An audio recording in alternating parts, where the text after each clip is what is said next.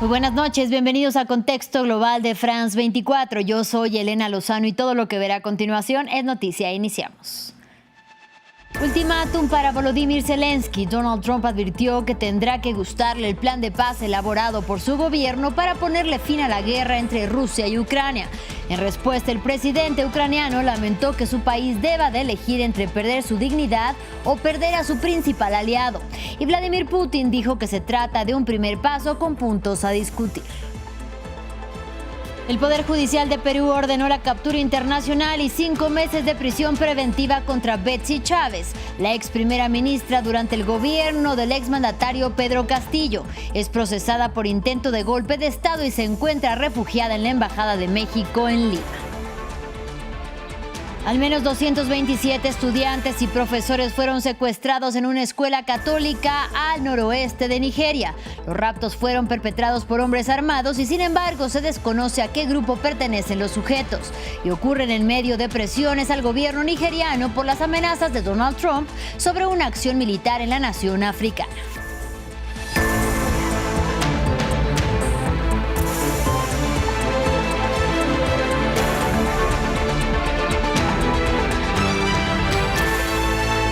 Iniciamos hablando de la guerra en Ucrania. Este viernes el presidente de Estados Unidos, Donald Trump, fijó como plazo hasta el próximo jueves para que el gobierno de Volodymyr Zelensky responda a su plan de paz de 28 puntos, una propuesta que recoge las principales exigencias planteadas por Rusia desde hace años: la cesión del territorio ocupado, la reducción del ejército ucraniano y que Kiev abandone su aspiración de entrar a la OTAN, que tampoco podría desplegar a sus tropas en el país. Ampliamos a continuación.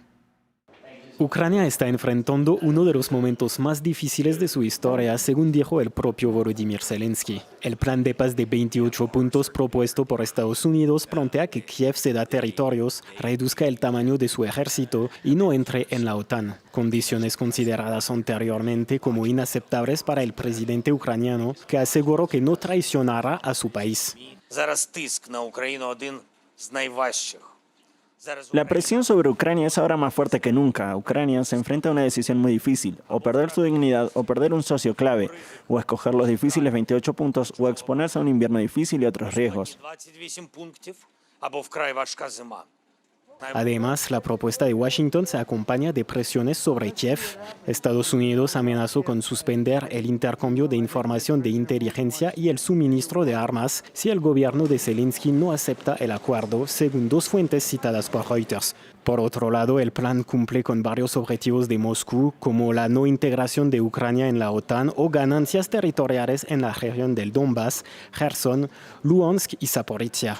Por lo que Vladimir Putin declaró que aunque puede seguir avanzando en el campo de batalla, también está dispuesto a negociar la paz.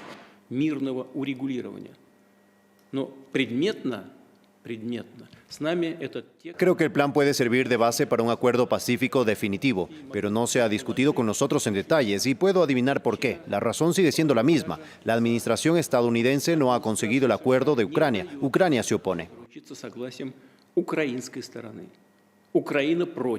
El mandatario ruso no dudó en aprovechar la ventaja y amenazó a Ucrania con conquistar más territorios si Zelensky rechaza el plan estadounidense. En el canal Fox News, Donald Trump dio a Volodymyr Zelensky hasta el próximo jueves 27 de noviembre para aceptar la propuesta, mientras que los aliados europeos de Kiev indicaron que no han sido consultados sobre el plan, mientras intentan dar una respuesta ante un devenir que los tomó por sorpresa. Escuchábamos al presidente Volodymyr Zelensky decir que Ucrania se enfrenta al dilema de perder la dignidad o a su gran aliado en referencia a Estados Unidos. Mientras los europeos han sido excluidos de la propuesta, Donald Trump declaró que si Ucrania no acepta el plan de paz, deberá de seguir luchando sola. ¿Qué opina el presidente Zelensky sobre su plan? ¿Se reunirá con él? He hablado con su gente, tenemos un plan. Es horrible lo que está pasando. Es una guerra que nunca debió haber ocurrido. Nunca habría ocurrido si yo fuera presidente y es una vergüenza y sentí que debieron haber actuado más rápido. Pero es un invierno frío y usted habla de los servicios públicos, pero muchas de las grandes centrales energéticas han sido atacadas, por decirlo de forma amable. Tenemos una manera de lograr la paz. Creemos que tenemos una manera de lograr la paz. Él tendrá que aprobarlo. Y en otro frente de guerra en la franja de Gaza, Israel continúa con sus ataques pese a que rige un cese el fuego desde el pasado 10 de octubre. Según UNICEF, desde entonces, Israel ha matado en promedio a 2 niños al día en el devastado enclave palestino. Y a pesar de las dificultades, el Programa Mundial de Alimentos informó que la situación de abastecimiento de ayuda humanitaria está mejorando lentamente. Diego Bazzani nos cuenta. En medio del tan valiente cese al fuego, Gaza busca volver a la normalidad, luego de que esta semana el ejército israelí llevara a cabo varios ataques aéreos y terrestres en diferentes puntos de la franja, dejando decenas de muertos y heridos. La UNICEF denunció que las operaciones de las tropas de Benjamin Netanyahu, posteriores al cese al fuego, han perjudicado especialmente a la población infantil. This is during an agreed ceasefire. The pattern is staggering. El patrón es tremendo. Desde el 11 de octubre, mientras el cese al fuego ha estado en vigor, al menos 67 niños han sido asesinados en incidentes relacionados con el conflicto. Decenas más han resultado heridos. Eso es un promedio de 2 niños al día desde que entró en vigor el alto al fuego. Algunas organizaciones internacionales aseguran que en el enclave palestino se están normalizando algunas actividades. Las cosas están mejor que antes del alto al fuego, pero nos queda un largo camino por recorrer y el apoyo sostenido es más importante que nunca para ayudar a las familias a reconstruir su salud, su nutrición y sus vidas. Sin embargo, muchos ciudadanos denuncian que bienes como el combustible siguen siendo escasos. Hoy estamos experimentando una grave crisis de transporte. El combustible no está disponible en este momento y el transporte público es extremadamente deficiente. Por otra parte, en aras de cumplir los acuerdos vigentes, sigue la búsqueda supervisada por miembros de Hamas de los cuerpos de los últimos 3 rehenes israelíes fallecidos en cautiverio que todavía permanecen en el suelo del enclave palestino. Seguimos en Gaza. Más de 130 estudiantes e investigadores solicitan a Canadá que les conceda visados para poder asistir a las universidades de su país, que ya les han ofrecido un cupo, y algunas solicitudes llevan más de 18 meses en trámite. Esto sin ningún avance, y 2 de estos estudiantes aceptados en Canadá ya perdieron la vida. El gobierno canadiense acusa a las autoridades israelíes de impedir que estos estudiantes completen sus trámites de inmigración, pero otros países, entre ellos Francia, han logrado ya evacuar académicos del enclave. Aquí la historia. Sondos siempre ha sido la mejor de su clase aquí en Gaza. Sueña con convertirse en abogada especializada en derechos humanos y representar al pueblo palestino en la escena internacional.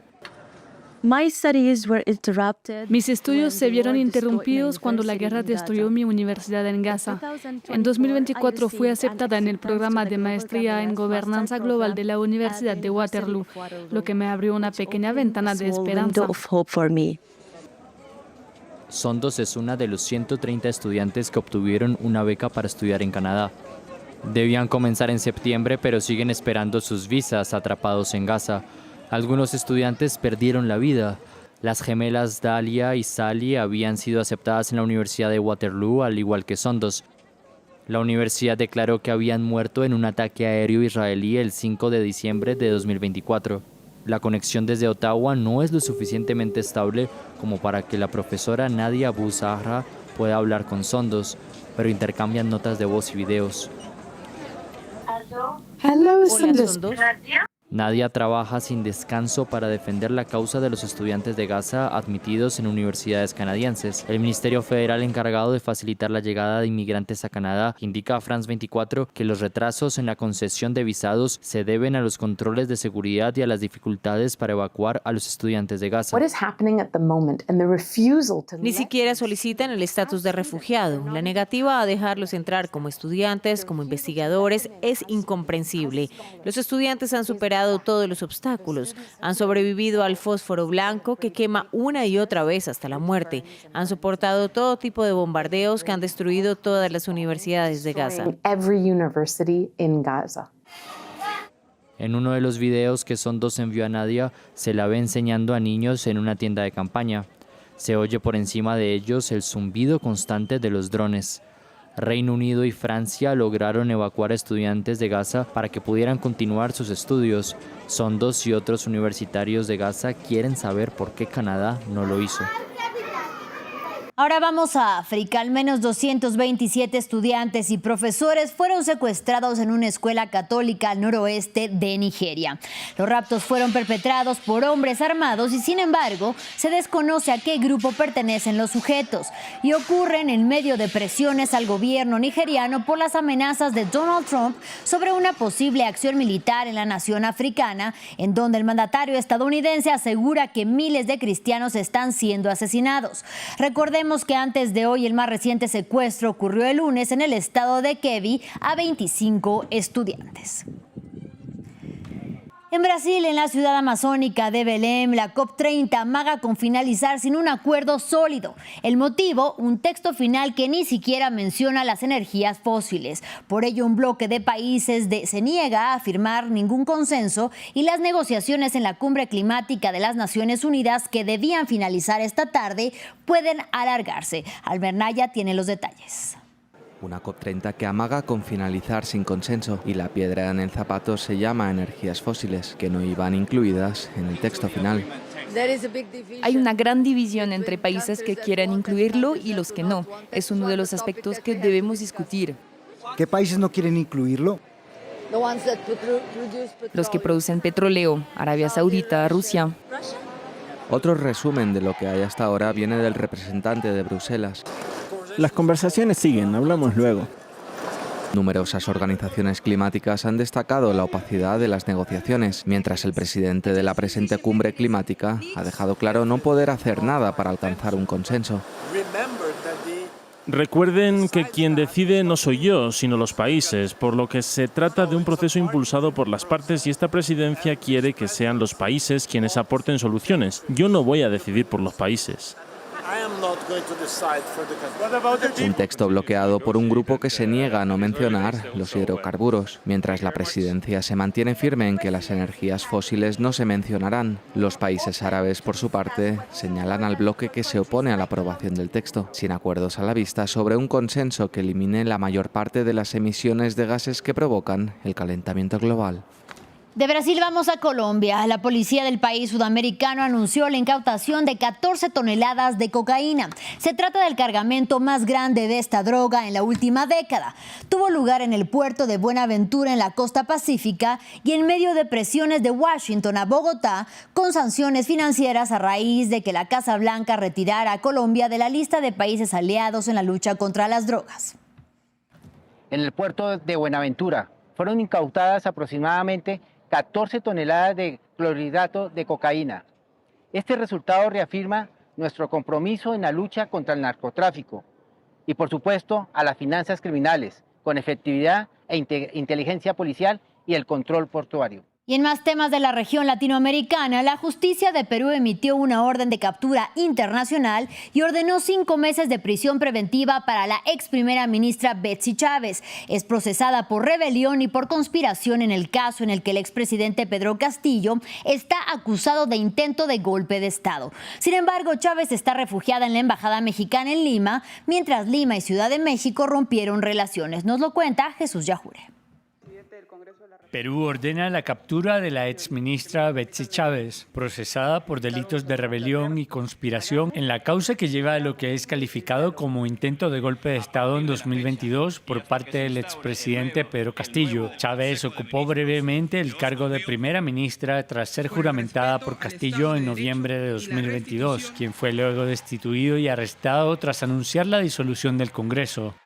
Se resuelve dictar prisión preventiva por plazo de 5 meses contra la acusada Betsy Chávez Chino y los oficios de ubicación y captura a nivel nacional e internacional respecto a la acusada. Chávez se encontraba en prisión preventiva, pero el Tribunal Constitucional ordenó su excarcelación al considerar que fue víctima de detención arbitraria y aceptar un recurso de habeas corpus presentado por su defensa. Chávez se encuentra actualmente refugiada en la residencia del embajador de México en Lima. Su ingreso a la sede diplomática fue protestado por el Congreso, que lo tildó de acto de injerencia y declaró persona non grata a la presidenta de México, Claudia Sheinbaum. El canciller peruano afirmó que se trataba de un acto hostil y anunció la ruptura de relaciones con el gobierno de la presidenta Claudia Sheinbaum. Sheinbaum, por su parte, dijo en su momento que se trataba de una decisión desproporcionada. Ahí es donde, debido a esto, el actual presidente de Perú a través de su canciller, toma la decisión de romper relaciones diplomáticas con México, que desde nuestra perspectiva está fuera de toda proporción, pero es una decisión que ellos toman. De ser hallada culpable, Chávez se enfrenta a una pena de al menos 25 años de cárcel. Castillo, que ha tildado todo el proceso en su contra de un circo, defendió a Chávez, para quien dijo no pedía clemencia sino justicia. Así llegamos al final de este espacio informativo, pero si quieren saber más, mucho más, quédense aquí con nosotros en France 24. Gracias por su compañía y hasta la próxima.